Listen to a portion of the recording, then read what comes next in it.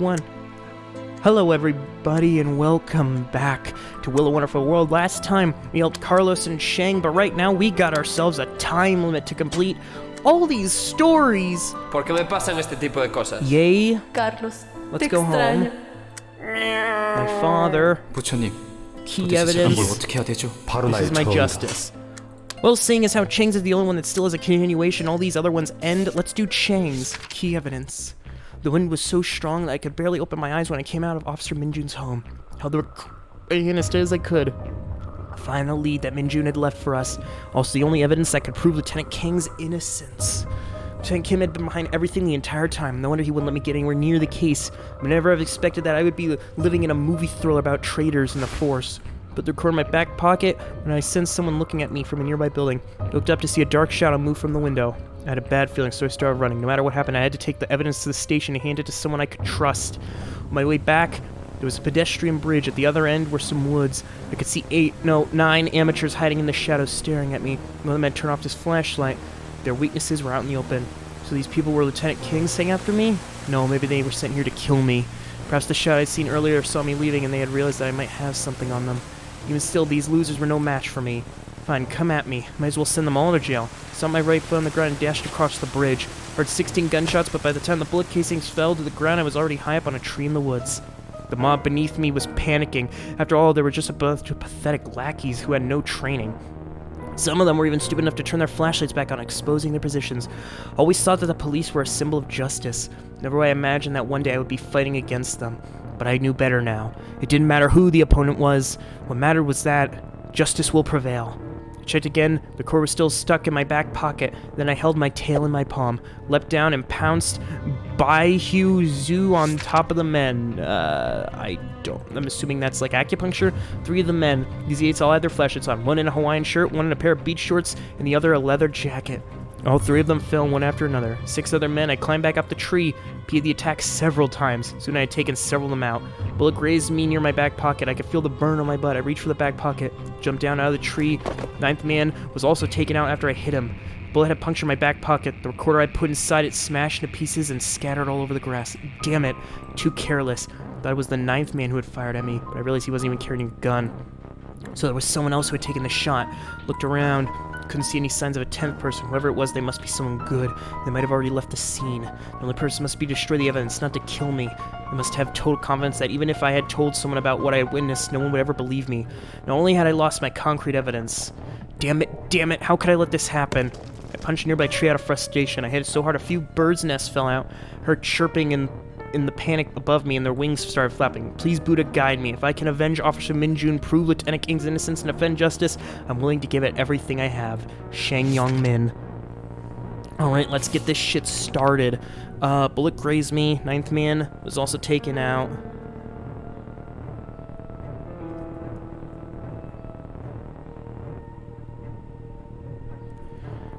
Reached for my back pocket. Jumped out of the tree. This time I grabbed it before, that's gonna be a wound on my butt, but I don't give a shit. Don't move. Heard a man's squeaky voice not too far behind. Thought it was the 9th man, but I didn't realize there was a 10th. Where is it? Felt a chill go down my spine. This one wasn't an easy opponent, nevertheless I would never tell him. You must consider yourself loyal, someone with integrity, right? Let me tell you something, you're only being a fool. Farewell forever, you stupid fool. My life ended in such an unexpected and jarring manner. I saw a blood-covered bullet fly on my own forehead, and I fell into emptiness. Okay, never mind. There we go. Take out the 9th man, jump back, then jump out of the tree. I felt my butt with my hand. Luckily, the bullet only grazed my pants and not hurt me. Feeling a little relieved, I looked to see where the bullet came from. The moon peeked out from behind the clouds. 10th person walked out 4 meters away. Moonlight shone through the trees, cast a spotty shadow upon his face. It was a face that resembled an old and cunning fox. Looked to be about 40. His eyes and mouth were slightly bent, foaming a ruthless expression. Where is it? His voice was squeaky, a perfect match. Not saying one word, I flung my tail towards him and it quickly wrapped around his right hand. The tail was wrapping more and more tightly. Before I could force him to drop the gun, he raised the left hand and he pulled the trigger. There's my left arm in front of my face. The bullet pierced through the skin and drilled into the muscle. However, it stopped next to the radial. Put my arm down, but before I could see, the old fox had charged right in front of me. He poked 2 fingers straight in my eye. Horrifying scream echoed the woods. The birds fluttered and scattered. I surrender. I knelt on the ground and covered my eyes with one hand while warm blood oozed out of them. I pounded the ground defeated. What you want is in the bird's nest in that tree. The old fox heard what I said and walked behind me. Stood there, bent his knees a little. Final piece of evidence was going to fall into his hands. Not. My tail morphed into a silver spear, heading straight to this old fox's chest. Tack 10, heart-piercing spear. Old fox must have never expected that a blind foe could still fight back. Probably regretted not killing me when he had the chance, but his chance had gone. The tail went through his heart, he could only let out gas. He then fell to the ground, dead. Stood back up, wiped the blood off my face so I could see a little, albeit not that well. Despite my mostly red limited vision, I jumped in the tree and fetched the recorder. I couldn't delay for one more moment. I continued running towards the station, hoping that nothing else would go wrong. And there we go. And now, this is my justice. An exquisite sofa, 85-inch TV, high-end beige-colored wood floor. Several bloody teeth were scattered on the ground. Morning sunlight shone through the window, bounced off those teeth. It was a luxurious house that was gated community 20 kilometers away from the Busan police station. House had also been the home of a former colleague. 𝐬𝐬𝐴 was crouched in the corner. His hands were tied behind him with a rope. He didn't sleep the whole night, which left him in dark circles. I had only given him one choice, tell the truth about what happened 6 years ago and confess that he had been the rat. Until he did, I promised that I would put him through living hell. There were many parts of a human body that could be pulled out. Fingernails, eyeballs, whole limbs. Compared to what my colleagues had suffered at his hands, none could be compared. The only problem was I might not have enough time. Our loudspeaker screeched when someone turned it on outside. Lieutenant King, surrender now. You've been surrounded. We are here for you. Let's talk about this. It was the voice of the sergeant from Unit 3. He was nothing but a useless ass-kissing pretty face. About an hour ago, the police had surrounded this house. This so-called rescue mission was being carried out Unit 3. After 3 minutes, the sergeant sent in 4 of his men with assault rifles and smoke grenades, hoping to take the hostage by force. What an idiot. 2 of those men were knocked down laid by the wall, while the other 2 had jumped from the window to escape. The room was a complete mess, as if it had been through an airstrike. Sofa and floor were riddled with holes. Tropical tank with only half a piece of glass left stuck to the frame. Exotic fish were lying on the floor and had been stepped on numerous times. They looked vaguely like a bowl of Korean whatever. Of course, I'm pretty sure Lieutenant Kim wouldn't mind these minor inconveniences. Leaned back against the wall and sat down beside him. Turned on the TV, which miraculously hadn't even been hit. The news report was talking about some prison break that happened at Hong Kong Central Prison. Tons of strange things had happened there. Remember that it was almost a year since Hong Kong got hit by a huge earthquake. Since the center had never been located, it was a sensational piece of news. Reporting on the earthquake had gone on for 6 months, lasting from when it first happened until the reconstruction. Eventually, it became quite annoying. The news today seemed even more intriguing. There happened to be a name that I knew on that list. Pi, who was infamous even in the global police community. He was someone who had a unique sense of justice of his own, and he had scared so many perverted criminals shitless. Porter said that Phi and his accomplice's getaway car was found at the port after an escape, which meant Phi had fled to another country. Interesting. I lit a cigarette. The sound of the TV seemed to dissipate along with the faint smoke.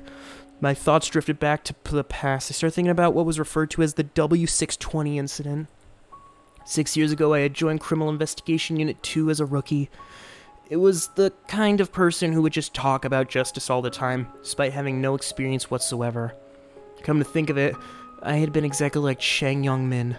At the time, a new major had just been assigned to the Busan Police Precinct. To make a show of force, the new major announced an unprecedented campaign that was both bold and ambitious. Operation White Bay. The goal of the operation was to clean up the violent gangs around the Busan area and eliminate all their activity. If necessary, police were given shoot on sight if they felt endangerment, and there would be no consequences. Back then, Busan's gangs weren't even remotely as powerful as they would become. As a result, they went through the darkest period they ever faced. Less than 2 months, their operations were reduced to 1/10 of their peak. 620 was the code name for the final mission. Mission was assigned to Criminal Investigation Unit 2, my unit. Night before the mission, as a rookie cop, I felt ecstatic. I think I would finally be a defender of justice. Make sure the mission go perfectly, show off in front of a beautiful lieutenant. I went to scout the location without authorization. But my selfish and careless stupidity ended up exposing the plans for our entire mission. I'll never forget that damp and dark room. The severed heads of the teammates were lined up on the floor in a straight line. Each of them had a different look on their face. Each of them had a stream of blood coming from under them that merged into a web of death and carnage. In the end, the only ones were left were me and Lieutenant 𝐬𝐬𝐧'𝐭. I gave all my pride as an officer and a man. Crying, I held onto our enemies' legs, begging them to spare the lieutenant. But they still murdered her in an even more gruesome way just to mug me. The moment she died, I blacked out. When I finally woke up, I was in the hospital lying down. Some strangers in suits were standing next to my bed. Everything felt like a dream, but it wasn't. W620 became a bloody lesson for every officer. Operation White Bay was halted. New major was sacked and replaced by an older officer. Under the command of the old man, the official records contained but a single line. During a brutal conflict, the officers of Criminal Investigation Unit 2 valiantly sacrificed themselves and eliminated the remaining violent crime members of the Musin gang. Only survivor was Officer 𝐂. To get the police precinct back on track, the old man instructed us to keep the name of Unit 2 and set up a new unit, Unit 4, appointing me to be its lieutenant. I was in a slump for a while. I tried to avoid the old man whenever I could. Couldn't think about work, not even a little bit. Till one day I was so drunk I passed down the side road and someone grabbed me. I was kidnapped by a strong young man. He locked me in his home, interrogated and tortured me. He wanted to know the truth about W620, the truth about those deaths, the truth about how I was the only one who survived. I didn't know more than he did. I didn't understand why I was the only one who lived either. The only thing I knew was that I wish I had died with them so I wouldn't be in so much pain. Torture went from starvation to dousing with cold water to whipping me with a belt. My consciousness started to drift away, though I don't know if it was due to hunger or pain. I found myself in a small dark room. Nothing in there except a dim light bulb dangling in the middle. Met another man in that room. He was a head shorter, messy hair, eyes filled with a dangerous menace. His name was Young John. He was 6 years younger, and he was the only one who had killed those people who had hurt us. That was the first time I met my second personality. Quite unbelievable, but anyone who had seen Yang Gong with their own eyes would not think I'd made that up.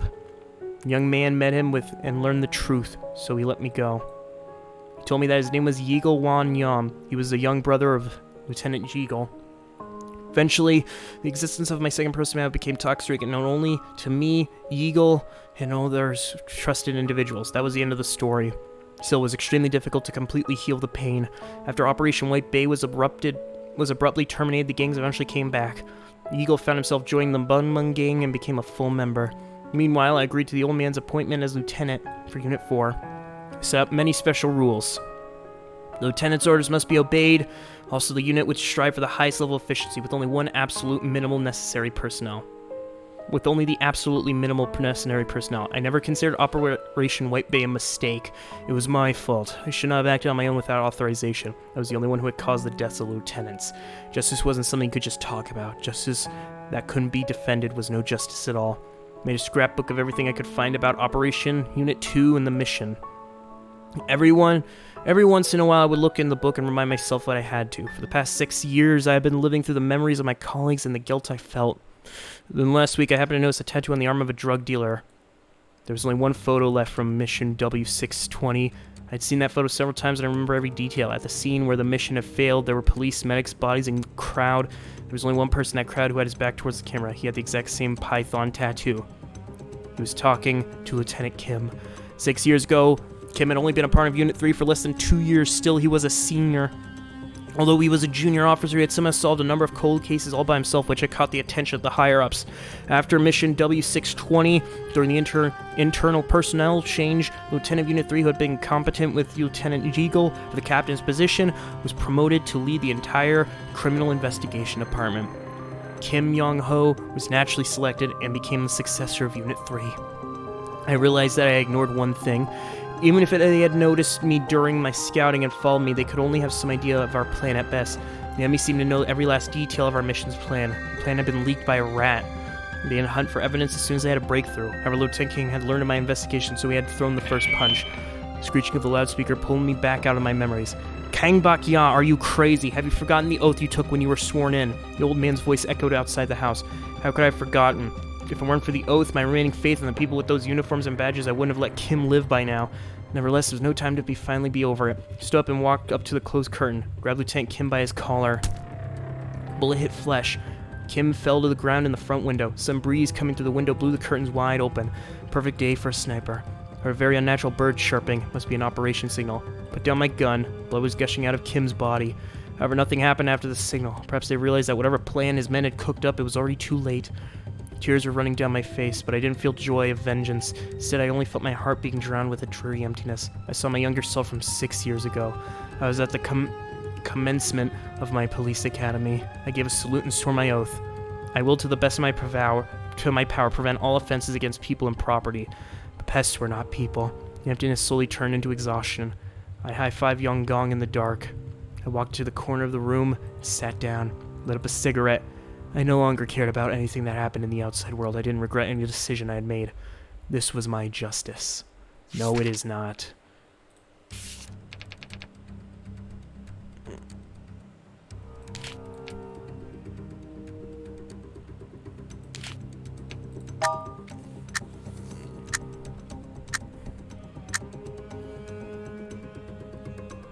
The sniper shot from afar destroyed Lieutenant Kim's shoulder blade. My instinct had immediately pulled Kim in front of me as a shield. Otherwise, I would have been the one that got hit. The bird chirping must have been a signal. I pulled Kim off the floor. When I grabbed his shoulder, I intentionally stuck my right arm into his wound. He let out a scream of pain. He kept screaming, "You better let everyone hear you." The sniper vanished almost instantaneously. Complete chaos on the ground. It seemed like the old man had not ordered the shot. It must be that stupid pretty face again. Loudspeaker buzzed. "I promise you I will personally supervise the investigation of Minjun's case. You won't be detained and you won't be a part of the team. Trust me." I could hear how sincere he was just from his voice, reminding me of the time he handed me the appointment letter. If I had a little more time to find definitive evidence, 𝐬𝐲 would have wanted that right. I sat down by the wall next to Kim and waited for the old man to send his people in. I was exhausted. A few minutes later, a 5-person team entered. Strangely, they were all wearing bulletproof vests. One of them untied Kim's hands. Stood up on my own, but they didn't try to take me in. Instead, 5 guns were shoved in my face. Took another look, all of them Unit 3. Wasn't the old man's fault. It was me who had been too trusting. 5 fingers trussed the triggers. They pulled a little more. Pins hit bullets. Bullets flew out of barrels, swirling in the airflows. They were flying towards me. No, they were flying above me. Oh no! It was me who had just fallen to the floor. Something had just grabbed my ankle and pulled me down. All 5 of them were in shock before one of them was suddenly struck down after being hit from above. 1 down. Second was kicked in the crotch. He hurled up into a ball and rolled to the corner. 2 down. Third one hit by a series of heavy punches. And that sent him flying to the other end of the living room, knocking out the 4th man. Only 1 left. With his weapon snatched from his hand by a white ribbon, he was so scared they jumped out the broken window. All of a sudden, there was nobody left but me, Kim, and that stupid kid, Shang. He was breathing heavily and blood all over his face. He must have been through some stuff. He tossed me a small metal box. It was a recorder. Press play. Kim's voice came out. Next to us, Kim wet himself upon hearing his own voice. "Where the hell did you?" I stopped myself. The kid had fallen asleep. He had fallen asleep while he was standing up. I moved the kid's right arm over my shoulder. Felt his coat rub against the old scar on my neck. Gotten it while I was still a kid trying to save someone from a fire. 13 years old, and I happened to be walking past a burning house. Someone was calling for help. I was in a quiet rural area and I couldn't see any other people. I had no choice. Inside the raging fire, I carried a little child on my back while trying to get out of the house. My pants caught fire, and my cabinet collapsed and 2 nails sticking caught me in the neck. The only thing I thought in my mind was, why am I so unlucky? I was just passing by. So when the kid I had just saved was crying and thanking me, I suddenly wanted to say something funny. Remembered a line from a cartoon that was on TV every day. Here on the show would yell the same thing. I imitated him and yelled, "This is my justice." The little kid laughed. So did I. Later I became a policeman, although not many good things happened to me since then. Disappointment, despair, feeling of powerlessness, when I wanted to so badly to accomplish anything but couldn't. Still, I knew I hadn't made the wrong choice. I had no regrets. Oh, there's so much I have to do. What? 내 탓이야. 바보 Oh. 같이. Okay, that's the final thing for him. Okay. The most expensive barbecue restaurant in Busan was located 2 blocks away from the Busan police station. Even a presidential suite that was enough to hold 40 people. Sergeant Lieutenant 1 was standing on the stage with a bright red face. He was fondling the new surviving hairs on his head while singing horrendously off-key karaoke of some caress internet viral songs. Below the stage was the entirety of Unit 1. Officer 𝐬𝐲 and I were the only 2 people sitting in the corner, feeling completely out of place. It was the send-off banquet for Sergeant 𝐬𝐲. 𝐬𝐲 had moved away from Busan due to family reason. He applied to be transferred to the Icheon police precinct. Starting next week, we'd have a new sergeant. For me, it had been the best news I'd heard in a long time. The old fart had never truly considered 𝐬𝐲 and I members of his unit because of our history. Ever since we had been transferred, all I had gotten to do was fill out reimbursement forms for his traveling expenses. Officer 𝐬𝐲 had been treated even worse. She'd been doing all kinds of chores like making coffee, cleaning the house. He even had her clean out the trash. Even the new interns had never been treated. It was totally sexist. We'd been there for a month, but we hadn't met the lieutenant of Unit 1. Everything had been under Sergeant 𝐬𝐲's command long before us. Contrary to popular opinion, the units of Unit 1 are not so-called elite officers. The important part of their job is figuring out how to suck up to Lieutenant John, not to solve cases. Some of the more senior officers had completely checked out a long time ago. All they ever did was browse travel websites or do some online shopping. Saw a textbook example of waste of taxpayers' money. In any case, Sergeant Young had employed more than a few drinks tonight. His face was completely red and he looked like he was having a great time. Don't worry, although I'll be leaving you, the new sergeant is a close friend of mine. He'll still take good care of every single one of you guys. Thunderous applause. Sir, we'll keep up the good work. Sir, I'll fly to Injation to fly with you. Don't forget to send souvenirs. Of course, I'll never forget you people. Sergeant Zhang held up a cocktail and glass. I'll miss you all very much. Chugged another bottle of beer. Sir, you are the police officer I always admired most. Dead silence. Including Sergeant Young and Officer Jean were staring at me. Knowing that we were unpopular, most of the members of Unit 1 had never interacted with us, so they wouldn't offend the sergeant. So hearing me say I admired the sergeant must have felt as shocking as witnessing a nuclear bomb. But there was nothing shocking about it. The sergeant I was referring to had nothing to do with that bald old fart. I was thinking about Lieutenant Kang. Still remember that night when Kim Jong-un had been arrested? Lieutenant Kang, Officer Ji-young, and I had a celebratory dinner in a small barbecue restaurant unlike this one. Thought the ideal police career I had hoped for had finally begun. However, Lieutenant Kang went missing just a few days later. Even now, we still have no idea why he left us, where he had gone, or if he had run into some danger. After Lieutenant Kang disappeared, the entirety of Unit 4 was only Officer Ji-young and I, and the captain had no choice but to transfer us to Unit 1. The whole Unit 3 was under investigation, so there was no place for us to go either. But I would have never guessed Unit 1 would turn out to be so different than what I had imagined. Maybe once the old fox left, things would get better. Maybe I'd still have a chance to be a real officer instead of submitting phony reimbursement requests. I was still feeling dizzy from the alcohol, and all I could think about was the memories. I was about to open a bottle when someone slapped me on the shoulder. Hey, I would have never realized in a million years that you, a kid from Unit 4, would admire me so much. I'm pleased. I've made a decision. I'm not leaving anymore. What the? I thought the old fart was just drunk and speaking nonsense. It turned out he really did withdraw his transfer unit and stay on the sergeant. Life was not changing. He's still submitting fake reimbursement forms. Officer Ji-young was still making coffee. I should not have said that. I could have just missed Lieutenant King in my head. He couldn't hear me anyway. Shang Yang. Let's fix this bullshit. What do we got?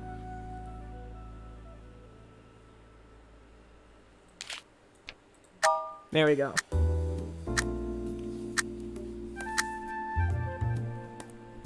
You people are all in their disgusting flattery. How hypocritical did one have to be to make their stomach those words? I began feeling sick. I feel a swell of anger in my gut. If I didn't do something quick, I was going to explode. I grabbed my empty bottle and pushed through the crowd. What are you? Hey! The pretended senior officer unwillingly made a way for me to pass me through while waiting anxiously. Let me give him what they wanted then. Walked up stage, smashed the beer bottle next to his feet, and I punched him right in the nose. He fell over, rolled off the stage before he could utter a word.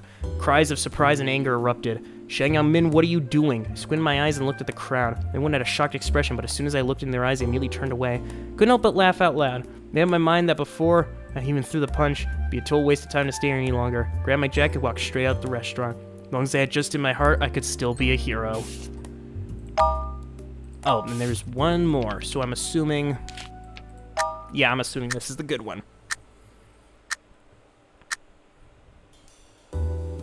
Dead silence. Everyone, including Sergeant Zhang, were staring at me. What did you say? Ji-young wagged her finger from my eyes, trying to confirm I was still sober. I said I'll miss y'all when I leave. You and Captain Gong, and that's probably it. Can't stay in this stupid Unit 1 for a second. All these hypocritical idiots. I've had enough. Slammed the ball on the table, stood up. The moment when I left the suite, I felt a sudden burden had lifted off my back. Went back to the office wing of Unit 1, turned on my computer, and finished a resignation later in only 30 minutes. Printed it out, tossed it on the old fart's desk. It'd be the first thing that new sergeant would see next week. Sat at my desk for a long time before leaving. I kept staring at the phone. Felt completely at a loss. Imagine the phone was suddenly going to be Lieutenant Kang. Tried to imagine what he'd even say and what I would say. The phone never rang. It's all just in my head. Couldn't understand why he would simply disappear without even leaving us a message. If he had run into something that had forced him to leave, why would he come and discuss it together? Maybe we had never been as close as I had always thought.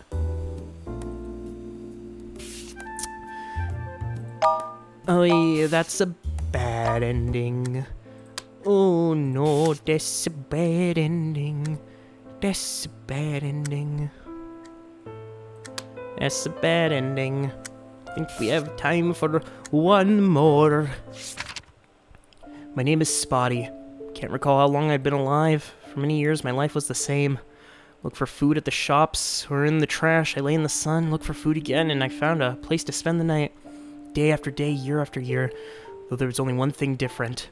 I was walking alone along a small path in the suburbs. Came across an empty lot. This lot used to be a gathering place for a lot of homeless cats. Not too long ago, it had been circled by some yellow tape. Heard some rich Chinese real estate had bought the place, along with a lot of old residencies. Soon they'd be building a brand new shopping center. It didn't really matter to us. There are plenty of other spots for cats. Besides, the cats that used to hang out had been seen anymore. Most of the cats whom I'd been familiar with had died in random corners of this big city. Like house cats, we had to pay the ultimate price. Life in the city was brutal and challenging, and most of us were forced to say goodbye before we were even turned 3. A few others like me, who were fortunate enough to survive more than 10, could barely walk too far nowadays. Some cats like us might even slip and fall into a toilet when they were drinking from it. My body had kept getting slower, my mind seemed to be more active. I had spent more and more time thinking about my cat life, especially dear old Daddy, and all the lessons he had passed to me. Daddy always been so good to me. Many of the things he had taught me were still so valuable, even now. Used to think I could stay young forever, but I reached the same age as Daddy when he found me. Daddy had mentioned that he used to be a house cat once, and he was one of the lucky ones. He was adopted soon by a rich couple and was living a life. He never worried about food or shelter, and the humans adored him too. Soon the couple had a family with a cute daughter. One day the male took Daddy to the park. That day he met a breathtakingly beautiful orange tabby. Daddy, immediately smitten, he used every trick to get his humans to take him out for walks just so he could see her. Ah, man, God bless them. As they were able to get more and more often. Get together, at least. At last, on the roof of his parents, he and his tabby spent a whole lovely night harmonizing the most romantic nocturnes. When Daddy was enjoying his love life, his home life was abruptly turned upside down. His loving family of humans collapsed. Endless fights and quarrels smashed dishes and plates every single day. Daddy's fate took a cruel turn on the 10th day after the male human had left. Staying next to his bowl, which had been empty for a week, and meowed in a hungry voice at the human female. She finally exploded and threw the burning hot pan filled with hot soup at Daddy. That was how Daddy lost most of his sight. Never saw his orange tabby. Never went back to that dreadful place which he once called home. When he found me in a trash pile, the first thing he told me was to never trust humans. He used to feel puzzled about how Daddy ended up like this. However, a few years after Daddy passed, I accidentally gathered enough pieces to put a puzzle his fate. That same night, when me and Daddy were enjoying his time with this orange tabby on his roof, that same night when Daddy had been enjoying this time with his orange tabby on the roof, his male human was doing the exact same thing with the female of the orange tabbies in the bedroom. Maybe it was because the male human had been too careless, or maybe the female human had been suspicious, or it was because the cat hairs that Daddy and the tabby had left around while they were playing. For whatever reason, the human was soon out of the bag. In the human world, besides being in heat, there would be morals, laws, relationships, all that nonsense. Human female was probably not allowed to kick and scratch, so she turned against him, who didn't have what they called human rights. Sometimes I wondered, if Daddy had never met this orange tabby, would he still hate humans? 2 young males were walking towards me. I remember them. They worked at the police station I frequented. When they started to pass me, the young one stopped before the older one with purple hair did too. Sat down and looked at them, hoping for something unrealistic. The younger man pet my head. I could smell the alcohol in his breath. "Lieutenant, you allowed to have a pet at your place? It's too bad that my apartment's not pet-friendly." The older man looked uncomfortable. "Well, I'm not good with this kind of thing." Just as expected.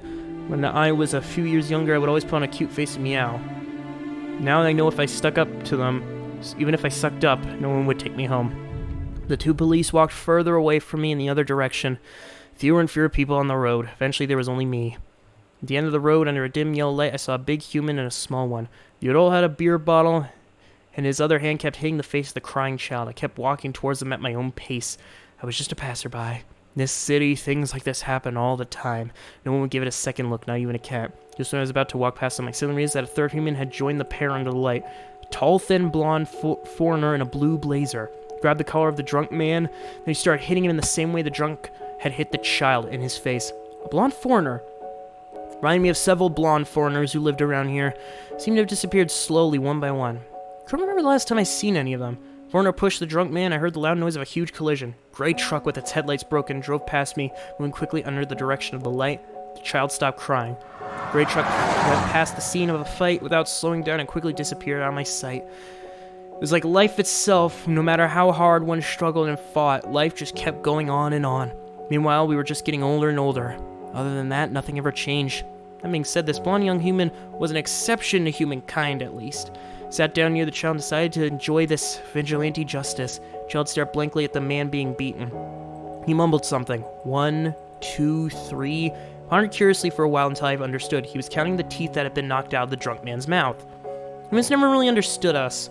Thought we all liked to be petted and tickled and that we all wanted dried fish and milk. Perhaps similarly, we never understood humans. True understanding between us would probably be something that would never be able to achieve in our lifetimes.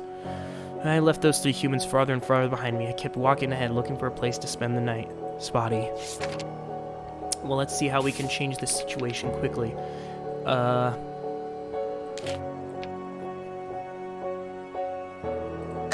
Let's make the truck hit him.